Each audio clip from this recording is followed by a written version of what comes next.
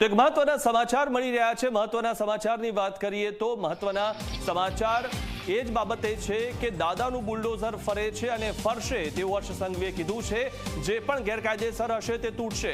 ગૃહ રાજ્યમંત્રીએ bulldozer action ચાલુ રહેવાના સંકેત આપ્યા છે। હજુ પણ દાદાનું બુલડોઝર ફરશે। ગૃહ રાજ્યમંત્રીએ બુલડોઝર એક્શન અંગે આ મોટું નિવેદન આપ્યું છે કે દાદાનું બુલડોઝર આગળ પણ ફરશે। ટૂંક સમયમાં રાજ્ય સરકાર ટોલ ફ્રી નંબર પણ જાહેર કરશે। જ્યાં ડ્રગ્સ વેચાતું હશે તો જનતા જાણકારી આપી શકે છે।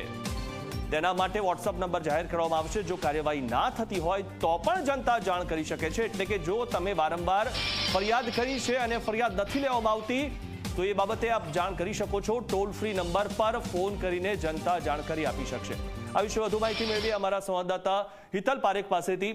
હિતલ, જે રીતે આ નંબર જાહેર કરવામાં આવશે તેનાથી શું ફાયદો થઈ શકે? કારણ કે ઘણા બધા વખત એવું પણ થતું હોય છે કે બુટલેગરોની ફરિયાદ થાય છે પરંતુ તેમની સામે ઘણી જગ્યાએ એક્શન નથી લેવાતા।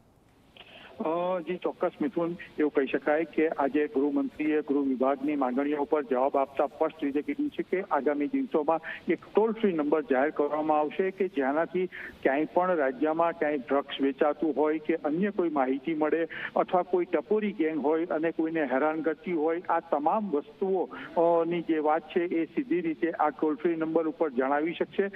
સાથે સાથે તેઓએ સ્પષ્ટ કીધું છે કે દરરોજ સાંજ સુધીમાં આ ટોલ ફ્રી નંબર પર આવેલી માહિતી જે છે એ મુખ્યમંત્રી અને ગૃહ રાજ્યમંત્રીના કાર્યાલય સુધી પહોંચી જશે એટલે તેની ઉપર એક્શન લેવાશે। સાથે સાથે તેમને ગૃહને આશ્વસ્ત કર્યા છે અને આશ્વાસન પણ આપ્યું છે કે જે તે પોલીસ સ્ટેશન વિસ્તારમાં આ પ્રકારની ઘટના બની હોય અથવા માહિતી આવી હોય અને જો સ્થાનિક પોલીસ તેની સામે કોઈ કાર્યવાહી નહીં કરે તો એ પોલીસ અધિકારીઓ સામે પણ ગૃહ વિભાગ કાર્યવાહી કરશે, એ પ્રકારની વાત કરી છે।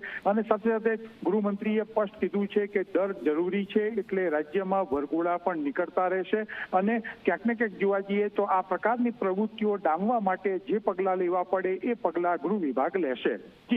જી આભાર હિતલ, માહિતી આપવા બદલ। તો દાદાનું બુલડોઝર ફરે છે અને ફરશે તેવું નિવેદન હર્ષ સંઘવીએ આપ્યું છે। ગૃહ રાજ્યમંત્રીએ બુલડોઝર એક્શન અંગે નિવેદન આપ્યું। ટૂંક સમયમાં રાજ્ય સરકાર ટોલ ફ્રી નંબર જાહેર કરશે। મુખ્યમંત્રી અને ગૃહ રાજ્યમંત્રીને દરરોજ સાંજે માહિતી મળશે। ડ્રગ્સ વેચાતું હશે તો જનતા જાણકારી આપી શકશે। જો કાર્યવાહી ના થતી હોય તો પણ જનતા જાણ કરી શકશે। એટલે કે તમે કોઈ ફરિયાદ કરી હોય ને કોઈ પોલીસ સ્ટેશનમાં ફરિયાદ ના લેવાતી હોય તો તેની પણ આપ જાણ કરી શકો છો। ટોલ ફ્રી નંબર પર ફોન કરીને જનતા જાણકારી આપી શકશે। ટપોરી સામે પોલીસ સ્ટેશનમાં કાર્યવાહી નહીં થાય તો પણ સરકાર પગલાં ભરશે।